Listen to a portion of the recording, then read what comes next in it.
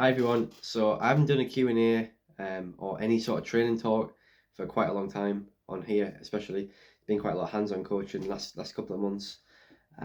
So we've been asking members over the last couple of weeks to send in questions and generally just a discussion around training, and points have been coming up, and there's some recurring themes on different elements of training that people want to know more about. So I'm on here to answer those questions and hopefully provide you with a little bit more insight and knowledge into these specific topics. So first up, before we go into these things, so I've got 10 points wrote down. There's some more off the top of my head that people have been asking as well. These are sort of like small areas of really coaching and the sport. So like these are the marginal gains you could say, and it doesn't take away from the foundations of endurance training, which is literally just about getting out there day after day. And, like, these things are great, and like we always want to know more about these specific areas, but like it doesn't take away from the foundations of getting out there, running regularly, building on your sessions, and building a strong strength and conditioning base, being flexible, being mobile, and just have a good general level of conditioning. So that comes first. Like I always say, start from the bottom of the pyramid. So these things are like extras, right? Don't get too fixated on a specific area, like a new shortcut. There's no shortcuts in endurance training, right? It's a long game, it's a long process, and you keep evolving. But first up, let's go through these topics. So first up, we had the topic was tapering, and how does this differ for different events, and is there a perfect taper? Um, so yeah, tapering is a very unique thing. First up, I suppose you got to say that it's very unique to the individual and it's very unique to the event as well. So if we take shorter events, say our middle distance events, which is the lowest that we coach, we don't coach any sprinters here, but my knowledge in the sport, if we say 800s and 1500s, tapering is a little bit different compared to the marathon. So in the shorter events, you require traditionally more races to reach your peak. So you've got to race often, and you've got to gain race experience within a season, and you tend to get better as the season goes on towards your goal event. So tapering with smaller events doesn't require as much taper in terms of coming off races, and it doesn't require as much taper from your sessions. Obviously, you're training very differently for shorter events. It's a lot more intense. Your energy systems that you're using and the paces that you're running at in training are a little bit harder more often. So in terms of mileage, your mileage is a little bit lower. If you're a fast twitch athlete, definitely. If you're a slow twitch athlete, maybe not so low, but still lower than longer events. So it's not like you have to dip down for weeks and weeks and weeks to taper and feel fresh. Like you could ease things off within a week and feel quite fresh for a shorter endurance event. So with that, it's more about muscle tension and priming and making sure that your muscles are primed, ready to run at the goal pace on the day. Like anything, I guess, but more so the shorter events. As we move up in distance, especially as we approach sort of halves and marathons, tapering becomes a little bit more complex. And but like them all, I guess it's called peaking. We should call it peaking, not tapering, because it's not about sort of reducing your load and everything can get lethargic and then magically going to run out of the day. It's more about like how can you peak for the event. So remove the word tapering. Let's call it how do you peak for the event. So you want to be in the best possible shape, position, mentally, physically on that day to produce your best performance. So think of it as peaking. So remove that word first. For the longer event, so let's take the marathon for example. A lot of marathon runners in NEP, and I think this is the sort of question that was coming from. So the marathon, it's if the higher your mileage you run, normally you need to taper a little bit more. So for me, I would have a 3 week taper because I'm coming down from 130, 120 miles a week. And of the race week, I want to run about probably 60 miles. So each week I just take off like 20%. Just like when you increase your mileage, we say 10, 15% a week. If you're decreasing your mileage for all events, you don't want to drop by more than like 15, 20% either, because then you're just going to feel flat, lethargic, and you're gonna bomb your race. It's not gonna be very good. So you want to be primed and you want to be peaking, and that requires just taking things off slightly. Scenario. So let's say we had a 5k race, going back into somewhere in the middle distances now. Let's say we had a 5k race on the Saturday, Okay, so this Saturday, I'm recording this on Monday, so let's say we had a 5K race on Saturday. We had our hard sessions on Monday and Wednesday. And let's say this athlete has been doing 30 miles a week up until now, and they want to peak for Saturday to the big goal event. They've trained well. Last week was a normal week, okay? So last week was a normal training week. So Monday, what you'd want to do is you want to start taking a bit off some of the sessions. You don't just want to drop the last session, you want to take off a little bit from each day. And that is every element as well, not just running, but S&C, in generally just life as well. Like you want to be fresh from other things as well. So not just your training, but life, work, all that stuff. So I start just taking things off. So let's say Monday, we would normally do 20 repetitions of something. We would do, say, 15 to 16, okay? At the desired pace, because you want to keep the pace right, we're just dropping some of the volume. Intensity stays the same, volume comes down. Although that is dependent on the athlete. No quick answers in this Q&A, none. So think about it as, so Monday we'll just take it down a bit. Let's say Tuesday we normally do S&C. What we do is we'll lift light.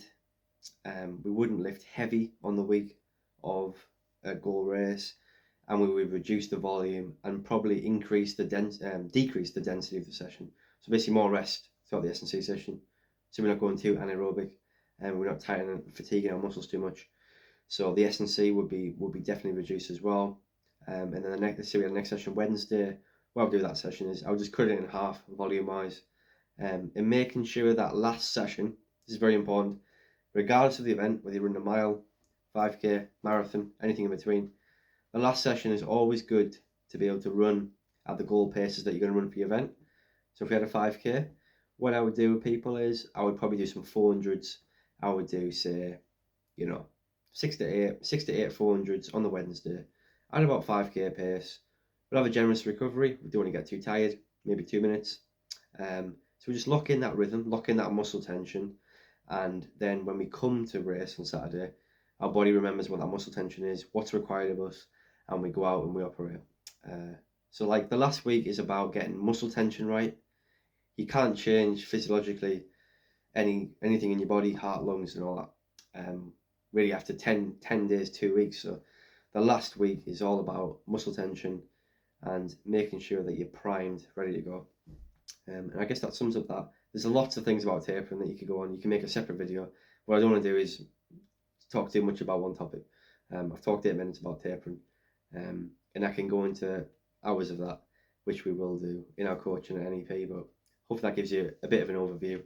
And how it differs for different events, I guess, is that final workout that you do before.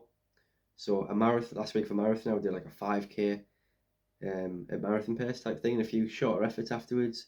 So just dialing in half, I'll probably do some mile repeats at half marathon pace, only 2 or 3, just getting in that rhythm.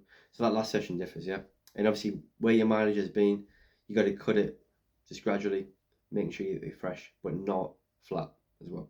That's for your coach to manage and for you to give that feedback. Okay, next up, number 2, this is in no specific order, but we had a question about optimizing stride length and cadence. So this comes up quite a lot.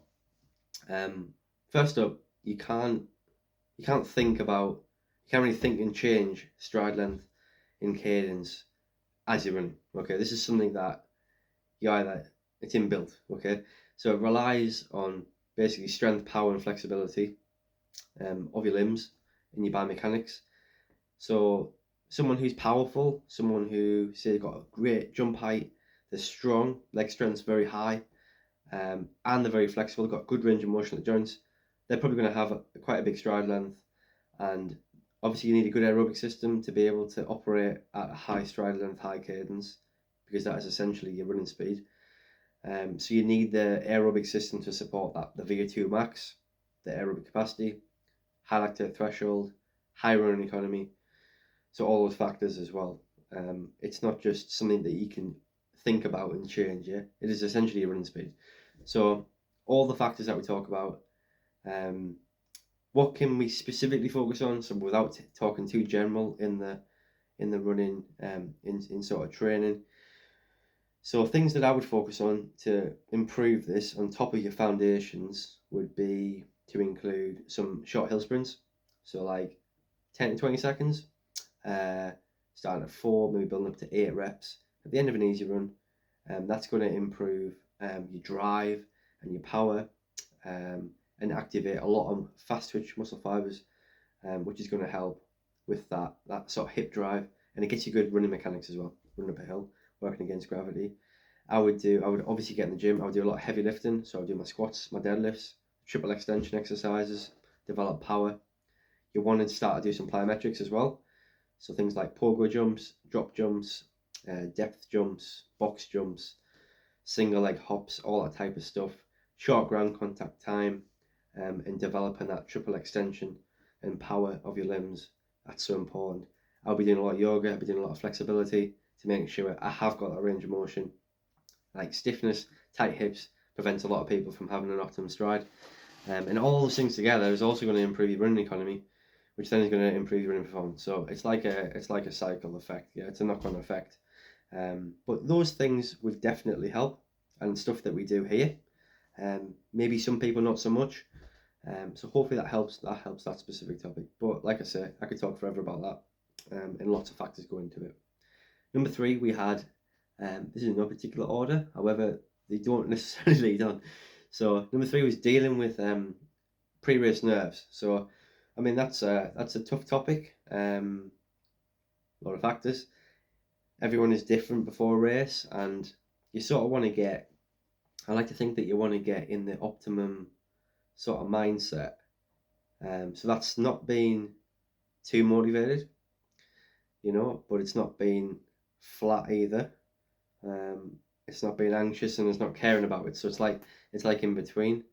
Like that's something that you've got to visualize from the start of your training block, really. Like from the moment you start, focusing on your goal event, what you've decided. Goals is coming up soon. You've got to sort of practice the mindset, the type of person that you want to be when you're running that race, how you're going about your business. That's something that you master over many races, and like anything, comes down later in the topics. But like the more you do something, the more comfortable you get. So normally when you start out and you're on a journey, like I think of my early races, I was very nervous for everything I did. And the more races you do, I've probably done 500 races now or whatever. So like you roll up, and even if it's a big one, sometimes we all get nervous for big ones, but like it eases the pressure when you've been through the motions, you've been through the warm-up procedure, you know how a race operates, simple things like putting your number on and all that stuff. So like, yeah, that helps with experience. What I think does help is having A, B, and C races. So not every race you go into is the be all and end all. So C races are important. What we call a C race is just a training race. So you have your normal training week, you rock it up a race, you're untapered, you do the race knowing that you're not going to beat your best, but you gain race experience, which is very important. B races, you're slightly more tapered but not fully fresh. You're interested in the performance, but you appreciate you're not fresh. So, and all that stuff. And then obviously A races, like you want to nail, there's no excuses, you go to get the job done. So like it's good to have A's, B's and C's leading up to A races, just to go through that race experience. Like if you don't race for a long time, sometimes you forget what that feels like. So that's really important as well. And even if those B and C races are disastrous or you're really nervous, it will ease over time. Okay.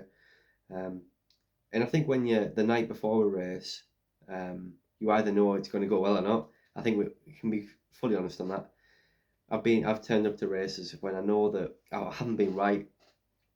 Thinking back to London, for me, London in October, so staying in the elite hotel and things, and I knew I was a bit ill, and almost like you almost don't care so much because you know how it's sort of going to end up, but you try and forget what's happening. But was I nervous? I wasn't actually nervous because I knew there was something wrong, and knew it was going to be a miracle to finish.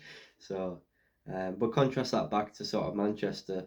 I was actually more nervous for that, and I was feeling fitter. So, I don't know if fitness does. There's sort of like a double-edged sword to that, because you can be really fit and know you're going to do well, but then be nervous that you're going to do well, or you can be really unfit and nervous about sort of letting yourself down, letting other people down. So yeah, it's better to be the first one. So make sure that you nail your training block, and maybe think about how you want to feel the night before. as you're doing your training block. So every hard session, every hard moment that you come to, you want to be in the best shape you can be. You don't want to feel like the night before that you're going to have a bad race and you're going to let people down, you're going to let yourself down. So yeah, I use that regularly actually now. That's quite a motivating factor for me. And making sure like your environment's right, especially the week before and the night before, like around people that put you in the right mindset, in a place that is comfortable. Uh, so you might be staying away for the race, so like you want to be staying in a decent hotel that's relaxing, it's not a nightclub underneath or something. So making sure all those factors are right and you're just calm, relaxed, and maybe something to take your mind off the race as well. The night before, don't do anything daft, but maybe something unrelated to running, just to ease the pressure, and maybe just like zoom out of the race and like have a bit of a broader perspective about life, and don't sort of be zoomed in, fixated. Just like having a calm but focused approach is how you want to be on that. But that comes with experience. Stick at it. So let's go for number 5. That leads on. First link. How to set realistic and challenging goals. So this is quite difficult because I see regularly in my coaching people come into normally when people come into the club they have a fixed goal. So this is great. They go through the training block, hit the goal, and then the second block is always the hardest because it's like they've achieved something, you have a bit of a rest, and then you come back in. It's like, right, what's next? We see this a lot, and even worse, even harder as it goes on and on and on. Let's say you keep achieving, or maybe you keep unachieving, and you're let down, and you're thinking, will I ever get it right? So there's two ends to that, and unfortunately, I've seen people on both ends of that spectrum, and yeah, it's difficult because you want to set something that is realistic and challenging, but just stay out of your comfort zone, but not so much out that it's completely unrealistic, obviously. So I'm thinking back to some goals that I would set as I've been moving up the age groups and things. The big one for me was to try and break 2:20 for the marathon, and I set that in 2020, achieved it in 2022 after like three sort of goes at it. Did I get disheartened after the first attempt? No, I was always very confident actually. Don't know why looking back, but yeah, like you've got to set a goal that's quite scary as well, like because it's got to motivate you to change your lifestyle, to change how you approach the sport, and to go beyond what you thought was possible. However, you have to have a growth mindset for that. I see too often people setting goals that are way too high, but then never really put the training in that match the goal. There's a disparity between what they want out of it or what they would like to see out of it. Maybe they don't truly want it, and the work that they're putting in. Maybe it's too much of a jump too soon. Especially the marathon. People set very big goals, and I'm thinking of external people from the club, just on sort of YouTubers, but like they set goals that are like far beyond where they are, and the time scale that they choose to do it in is too small, and they take too many risks. They try to do too much and they get disappointed. So like you got to be realistic on your time scales. So yes, you might want to achieve something that is really really good, but how long is it going to take, and how do you fit that into your lifestyle? How do you fit that in with the people around you, your training setup, your available time, your work? Can you juggle it? You've got to assess all those things as well. Can you change those things? So most likely, if you set a goal, you're going to have to change lifestyle, people you hang around with. You can't change your family necessarily, but you can change your friends. But like, yeah, you've got to have that setup right. You got to get your setup right, and I struggled with that for quite a long time, for many years really. So I'm not going to expect people to change it around very very soon, but like it takes a long time to get that right. But once you get your environment right, things really start flowing. You wonder why you never started in the beginning. So yeah, like get your environment right to be able to set that challenging goal. That's first. So that's what makes it realistic. Other things like, I mean, just thinking back to this week, what I did some testing, did some sort of testing on like V2 Max threshold running economy in a lab, and that gives you an idea of what you can actually go on to achieve. So like you can go from the sports science side and say, like, you know, you're capable of having a go at doing, you know, such and such. This is what you need to work on to achieve that. So that's the really sciencey side of it. Or someone, you know, some people might really believe in you and think you can do this based on the type of work that you're doing. So, you know, it's having those opportunities as well to help you guide those goals. And most likely, to be honest, the people that you're around, you'll probably try and set similar goals to them, maybe because you're competitive or because naturally as humans we're just influenced by, you know, you're influenced by the top 5 people in your circle, if you like, the top 5 people you spend the most time with. So the type of goals that they're setting in life are probably going to be similar to your goals as well. So I guess you got to choose those 5 people, right? If you're in a club like this, there's a lot of people who are striving for big goals. So you might find yourself getting, you know, out of your comfort zone and setting some ambitious goals, which is absolutely fantastic. On the other side as well, like, don't be afraid to fail.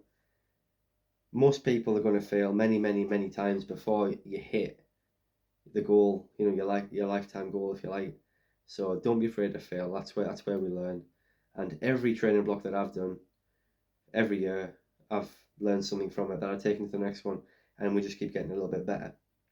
And goals, remember, goals are like, you've got to be classified in time, as we said, but you've also got to have like what I call a vision. So like a vision is like something that underpins like your running journey. What are you about? Where you're heading? What is like the lifetime goal? Like when you stop running, I ask this question a lot of people. When you stop running, what is the thing that you want to be most proud of? We all only have one shot at that. It might, you know, be at our peak age or it might be later in life, but we only have one shot at a lifetime goal and lifetime vision. So like goals lead towards that vision. Think of something bigger beyond that as well. Um, like you might have a goal for next week. You might have a goal for your training session tomorrow. Like I've got a goal for my hill repeats in the morning. I've got a goal for what I want to do on Sunday. I've got a goal for Manchester Marathon. I've got a goal for where I want to be in 2024. I've got a goal, you know, for the next 5 years, and I got a lifetime goal as well. So like, there's lots of goals. That's what you got to have. You got to have many goals that are like stepping stones that lead on to one another as well. That's important. Hopefully that sums up that. That is a massive topic, and there's lots of different strategies you can use to set goals. Like I like to draw things. I like to write things down a lot.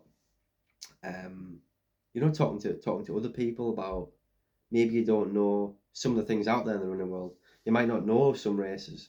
You know, you might not know of like some opportunities to get in like GB teams, master teams, relay teams, and all that stuff. So like, it's getting more knowledge of the sport to understand what you can do, what you can achieve, and I guess also listening to other people about their journey, like where they went from. It's quite popular, I guess, especially with things like Strava, is like trying to find someone who's been on a similar path to where you want to go, but came from where you were. So then you can sort of plot the dots, if you like, on how to do that, and the stepping stones. So that's useful. Finding people like that who can help you guide the way is really, really important. Hopefully that answers that pretty well. Some other ones we've got, more sort of like techie. So we've got two ones. We've got heart rate training and power training.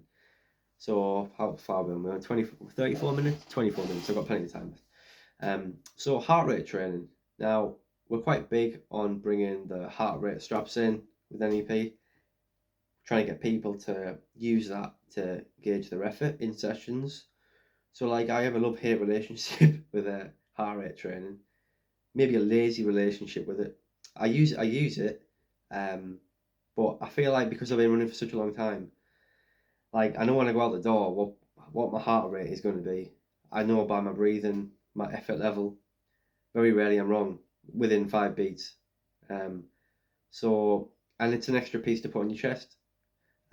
However, if you're rubbish at measuring your RPE, if you're rubbish at measuring, you know, you might be way off on what you think, how you're feeling.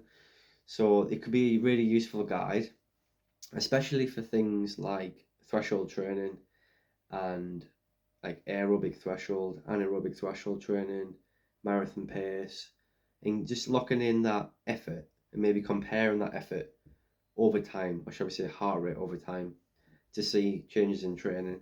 That is really useful. There's no point doing it if you don't know your max heart rate, because everything is a percentage. So if we're going to say the threshold is 85% of max heart rate, as a rough guide, you got to know what your max heart rate is if you're going to do heart rate training. Otherwise, it's all a bit of a guess. How do you do that? Well, there's some field tests, so you can find a really steep hill, like Hutton Hill that we're doing tomorrow, where you can run up for, say, 300 meters uphill, maybe 400 meters uphill, as hard as you can. Measure your heart rate at the top with a heart rate strap on, and then do it maybe another 3 or 4 times. And once it peaks, that's your max heart rate. Quite a tough session to do. You can, of course, go in a lab and get a max heart rate test done, probably along with a VO2 max test as well, and all the other things to establish it. That's probably more accurate.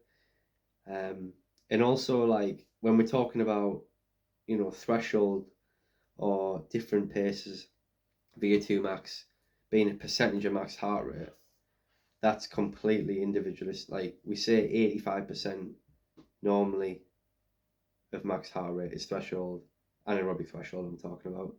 Well, for some athletes it might be 70%, for some it might be 90%.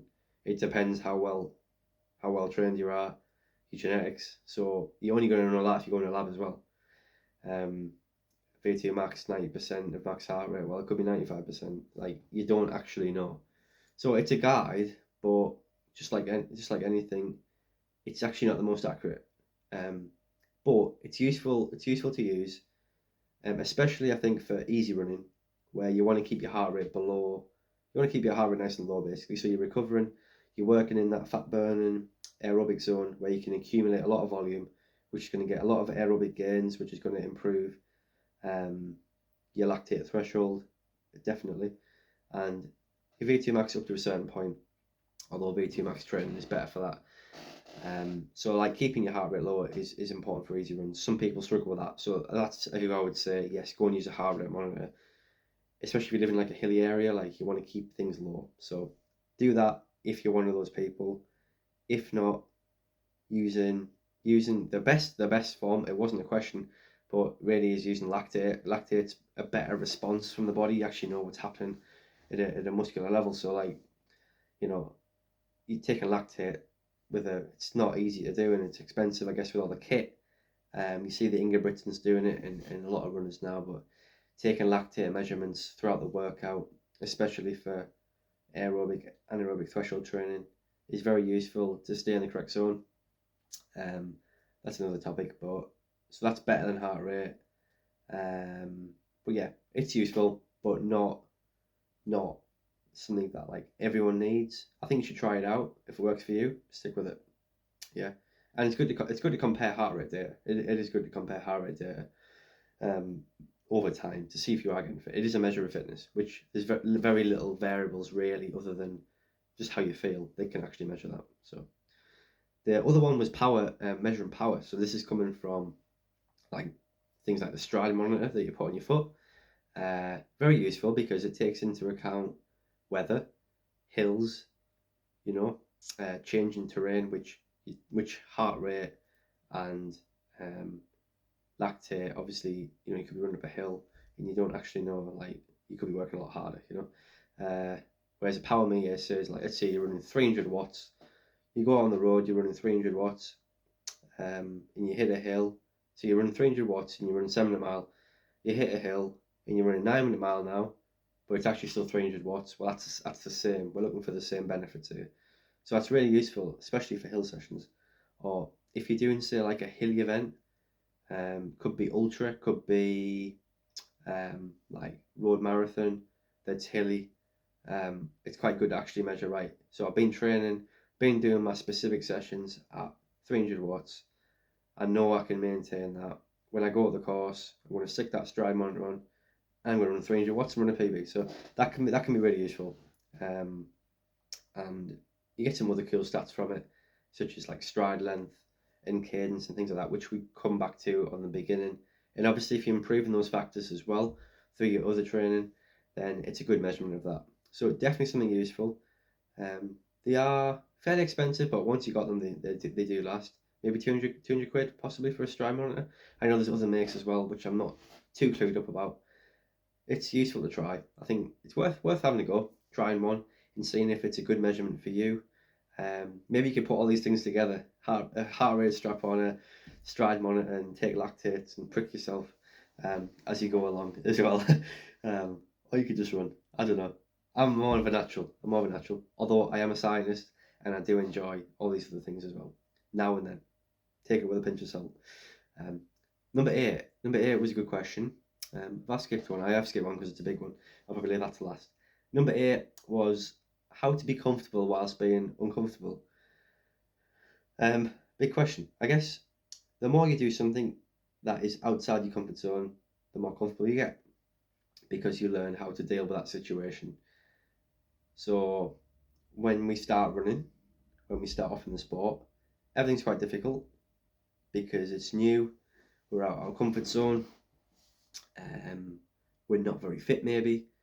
So everything's quite challenging. And as you conquer situations and as you conquer, really challenging things but then you come out the other side successful, then you get a bit more confident. And next time you go to do something hard, you're a little bit more prepared, a little bit more confident going into it, and maybe you might even get the stage where you enjoy it.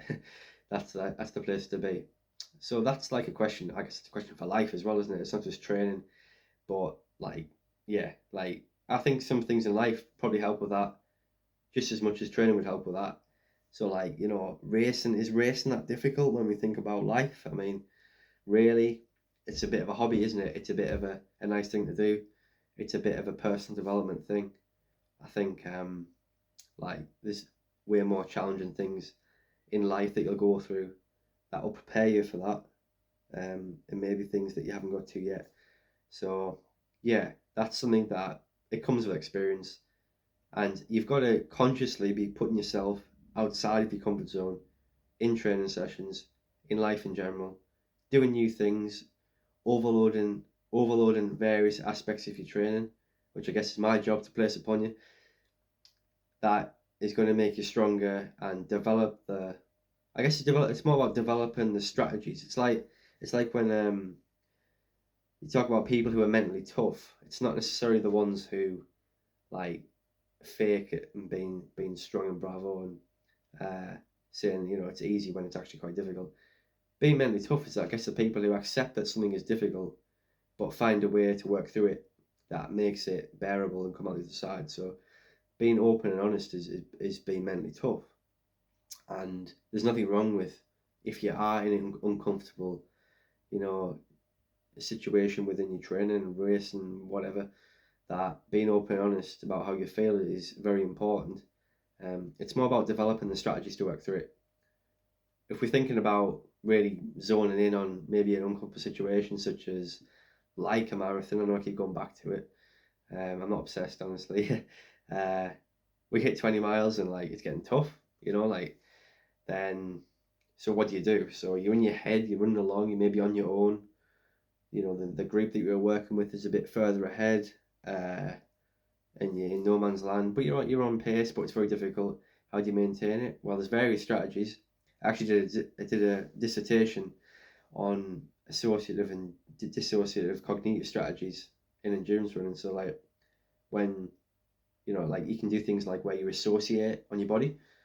So you might think about your arm movement, your legs, your torso, how those are moving. You might dissociate, you might count the lampposts on the side of the road. You might count to 10 in your head, count backwards from 100. You might make a story up. And these are things that, I do regularly all the time. And I think you've got to get inside your own head and go to somewhere quite comfortable. That takes time. That takes years and experience to develop, because you've got to develop those cognitive strategies. It's not something that you can just switch on. It's as you get fitter and as you get more experienced with the demands of hard training, hard racing. So that's something that you've just got to practice. But some cool ideas there. Count the red cars on the side of the road or something. I guess like taking your brain, the mind off, like the pain feeling, or you've got to as well. You've got to ignore all the negative stuff, right? So like, like you could be thinking about failing, you could be thinking about dropping out, you could be thinking about slowing down. Like those things, you've got to spend no time on whatsoever. You've got to absolutely block those things out as soon as they come in your head, and they will come in your head. But you've got to learn to block those things out and like replace it. Thinking about, I don't know, I would make some story up with like just replacing those things, like like closing the door. Like you can make stories up. So just replace it with something that is positive. Thinking about visualizing the finish line, your goal finish time, being successful, celebrating afterwards. So like think about positive things, and then that's going to lift your mood. And to be honest, what I found in research is that it even lowers your RPE. So like your the effort that you're putting in, it can make you feel like you're putting less effort in. I mean, you can't really change what's going on in your body, in terms of like your heart, lungs, and muscles, but yeah, being positive is very important. But that's in everything, isn't it? So we've hit, well, we're on number 9 now. So sleep. How does sleep affect performance? What is the optimum level of sleep? So this differs for every person, as every question has done, which is why we have personalized training. But sleep, well, I've got a magic ratio that I keep telling people. It's like 7 to 8 hours as baseline for an adult, plus 60 seconds times the mileage you run per week. So like if you ran 50 miles a week, the minimum 7 hours 50, the maximum 8 hours 50. It ain't really rocket science. And I guess the best way to make sure you get enough sleep is to go to sleep ideally before 12, and then wake up when you don't feel like sleeping no more, like without an alarm. But we can't all do that because we have busy, stressful lives probably. So I guess going to bed early, being organised, being disciplined, not staying up, watching nothing on TV or stupid YouTube videos, and going to sleep at a good time, and ideally making sure that you have that time that we just talked about available to you, and being organised. Afternoon naps are key as well, I think. Like, I mean, not everyone has the luxury of having an afternoon nap. I certainly haven't since I was at school, but I used to come in and have like 20 minutes nap after school before I went and trained, which I always found very useful, and I know a lot of elite athletes do it. So like topping up on sleep is good as well. Just 10-20 minute power naps has a lot of benefit on that, and especially on your mentality as well, on your mental health. I think when you start dropping below 6 hours, you're entering some dangerous land, especially with hard training. So when you're not getting enough sleep. I don't think it needs to be too complex. We all know the benefits of it in terms of growth hormone being released, and our muscles only repair when we go to sleep and recover. Training is stress plus rest equals growth. So we can apply the stress during the training, and if we don't rest and recover, well, we don't adapt and we don't grow. So what's the point of putting in all that hard work and having 4 hours a night sleep and wasting it all down the drain? Not worth it, guys. Okay, let's move on. I've got 2 more. The next one is about warming up and how that differs per event. We've got about 10 minutes left. And the last one is fueling. Now it's a big topic. So number 10, or number 9 rather, is how much does a warm up affect a race, and how does it differ for different races? So the warm up, everyone likes to do a different warm up. You know I was going to say that. What a good guide is that we tell a lot of people is like 10 to 15 minutes, easy pace, with some drills and then some strides. That's like the go-to. And then a warm down, of course, after the race. How many people warm down after the race? So let's take an event. Let's call it 3K cross country, because I know the person who's asking this question. 3K cross country. What's a good distance to warm up? I would say 15 minutes, nice and easy in our trainers. It's cross country, so trainers first. What I would do is I would get back, I would complete some mobility drills. So that's things like leg swings, glute gates, lunges, feed the chickens, things like that. Get mobile. And then I would do some more running specific drills, heel flicks, A skips, B skips, C skips, high skips, fast feet, high knees, all that type of stuff. And then I would take my trainers off, and then I would put my spikes on, and I would do. So I experiment with this all the time, but I would do a long stride, so like a 20-second to 30-second stride at race pace, get the muscle tension right, going back to my first point. And then I would do like 2 10-second strides, a bit faster than race pace. So we just work that full spectrum of muscle fibers, so that all of our muscle fibers are activated. We've went from very easy running. We've done some dynamic drills that are going to, so we've activated slow twitch, we've activated fast twitch muscle fibers, a bit of intermediate fibers within the long stride, and the short strides as well, a bit more fast twitch. So all of our muscles have been activated, and I would always try and get the start line like within the littlest amount of time as possible, so like 5 minutes.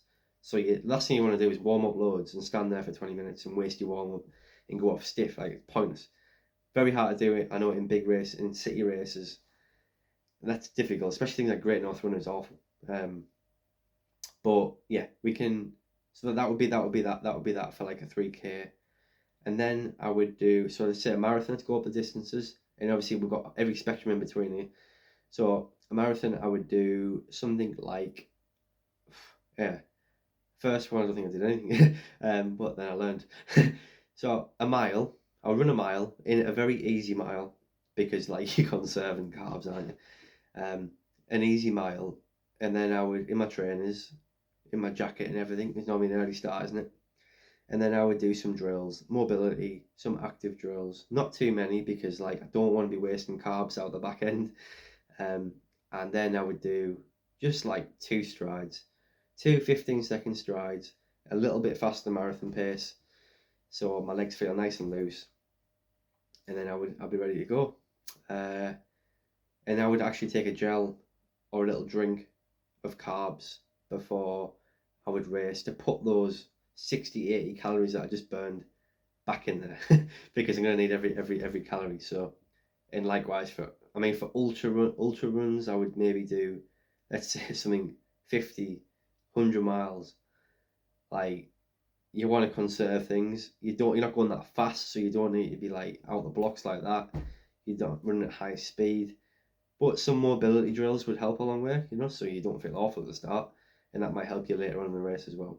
So basically, I guess, and then the other spectrum, going back to like 800 maybe, we could say, well, long warm up, a lot of drills. I say long warm up, maybe 15-20 minutes, and then like 20 minutes of drills, and then quite a few short strides as well at race pace, maybe a bit faster than race pace. So like, you'd probably spend longer warming up for a short event and less time for a long event, because the faster you run, the more muscles that you need to be activated, as in a higher percentage of your muscle fibers need to be activated, ready to do the work. Makes sense, doesn't it?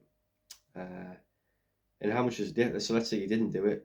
How much does it differ? Let's say you didn't warm up. Well, maybe in the early days I did it once or twice. You see people at park run jumping out of the car and going running 5K all out when it's 2 degrees on a Saturday morning.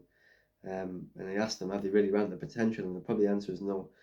So you go into the first, it takes your body 10 minutes to like realize what the hell's going on, and warm up, and your heart rate to come up, the right hormones to be released in terms of what's going to take up the work, and so like everything takes time to come into play, 5-10 minutes at least. So how many people, like in a training session or race, you get there, you feel a bit rough, you start your warm up and you feel even worse, and then 5-10 minutes later you feel fine. So like, the warm up takes that out, it gets you ready.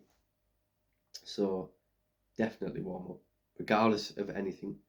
Just differ it in terms of duration, intensity, and the type of drills for the event. So we come to the last question.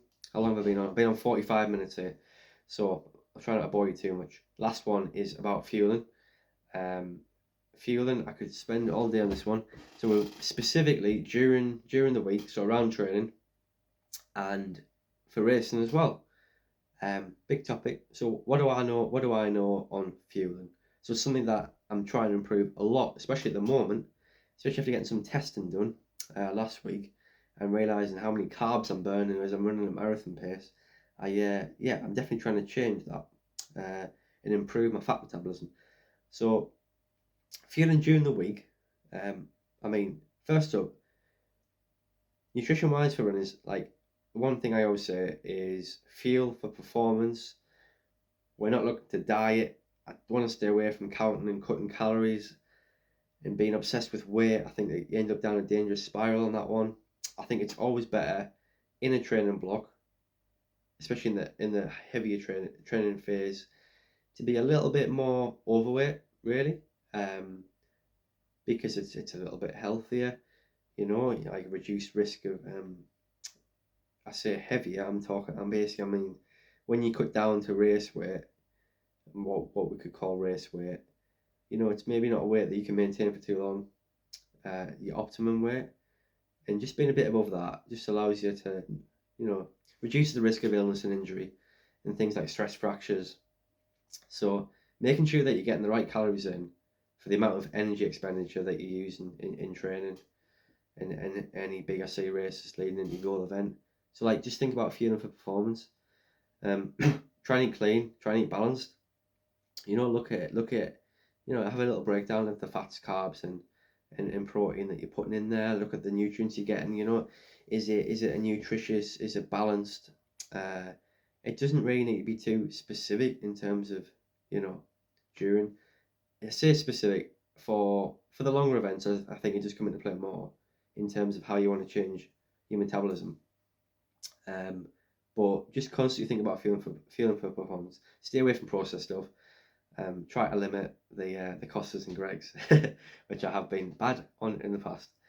In terms of like longer event, I think like what I'm starting to realize now is that when I'm doing targeting the marathon, is that I need to be, because my body's becoming more efficient at like storing carbs and sort of like being a carb monster. Like I don't need as many carbs as what I used to. I don't actually need as many calories as what I used to, even though I'm running a lot and training a lot. It's easier for me to store weight, like the fitter you get. So like, I need to be eating a hell of a lot healthier. And obviously the risks of overtraining as you train more are higher. So ever more reason to have more nutrients, more vitamins in your diet to protect you from illness. Because once you get ill, like then it's a week off, isn't it? It's a week back and lose a week, lose a month, and all that stuff. So you don't want to get ill, you don't want to get injured as well. But yeah, what I'm finding is like I don't need as many carbs, so I'm trying to have a bit more of a high fat diet, and lower carbs on my easier days. And obviously, if I'm coming to a big intensity session, a big marathon session, because I need carbs, I'm fueling on more carbs on the night before, the day before. We're just balancing that out so much, so I'm not always my body's not always going into burning carbs straight away. Because on a long distance event, the more time you can spend burning fat, the basically the faster and longer you can go. For example, if we look at sort of percentages of pace and when we burn fat and carbs, so this comes into the racing element of fueling here. But so at like 60% max heart, let's say we use heart rate. Or we'll say we'll use pace, actually, use pace after slating heart rate earlier on. So let's look at pace. So easy pace, for example. So just easy running. You're going to be burning mostly fat, if not 100% fat metabolism. So no carbs being burned, all fat. We have enough fat in our bodies, even if you're the skinniest rake alive, to like fuel us back-to-back marathons without taking on fuel. As long as the pace is easy enough, you can tot along, you can walk, you can slow jog, forever and ever and ever. Our bodies are designed for that, really, really good. As long as the pace is slow enough. As the pace increases, so let's say we get to moderate that we put in our paces, you're going to be burning a little bit more carbs, right? They're going to come into play just slightly. There might be like 80% fat, 20% carbs. All right, so you burn a few.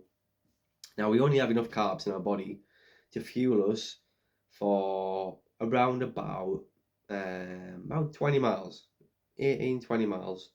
Or we can convert that as well to sort of like 2 to 3 hours to tight range, dependent on different people.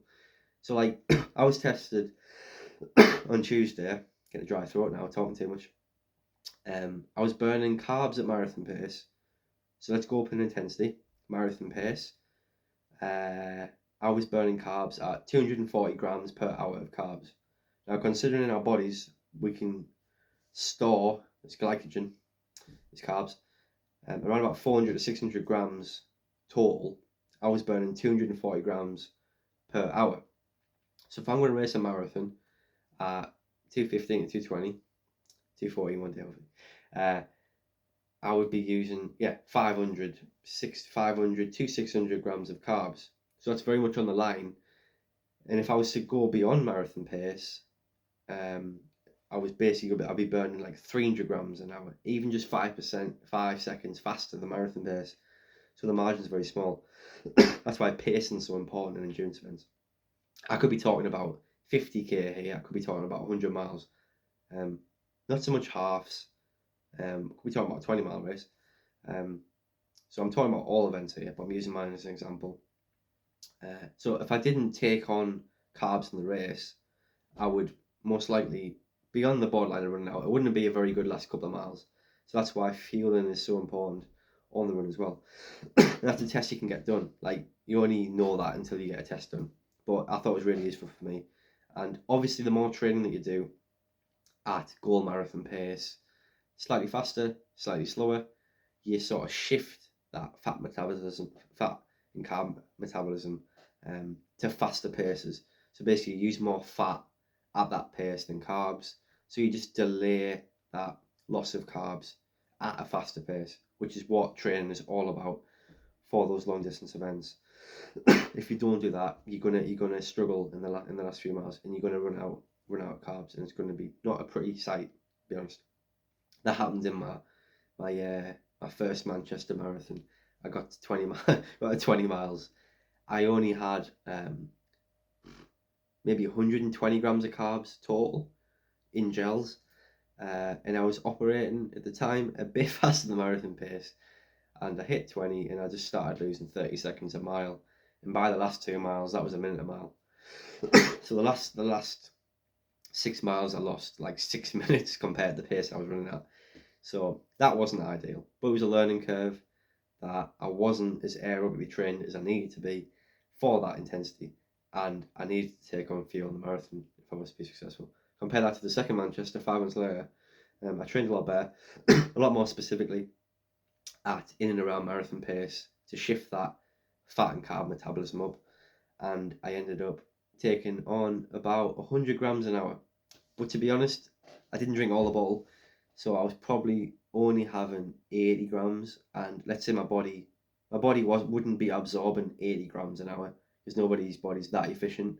You might only even absorb 70% of that. So, but I did, and then I had 8 bottles. Well, I think I worked out, I took on about 200 to 250 grams of carbs, which was double what I took on the last one. I still found the last 5k tough, so it wasn't enough carbs, or I wasn't fit enough to run that pace. But you can see the improvement, and I was 6 minutes faster. So, I took that 6 minutes off, which was really useful. So definitely, fueling is massive during the race. And what fueling would I use? I use Morton, I think it's pronounced. The stuff that Kipchoge uses. He's a good advertisement for it, isn't he? Not too bad. And I find that stuff really useful. I'm able to put drinks out. I know everyone doesn't have that luxury. But a rough guide of what the science is in terms of taking on carbohydrates is around about 80 to 100 grams. If you're really good, maybe 120 grams per hour if you're a little bit bigger. So that is like a golden ratio. And obviously there's other things as well, like magnesium, sodium, that you can also put in to these gels and drinks. That is going to stop your like muscle cramps as well. It's a big problem in endurance events. So there's other things that you can take on as well. And obviously hydrating with water. I always putting it in drinks. If you're gonna have a gel, you need some water with that as well, to making sure that you're hydrated. And trying to find what works for you. I would practice all of these elements in your specific training sessions, in your long runs, and that's going to improve your absorption rate. How many minutes we got? We've got 3 minutes. That's going to improve like your absorption rate of the fuel, whatever you're taking in, because you want to get that absorption rate really high, so that what you're taking in, what it says in the packet, you're taking in and actually using.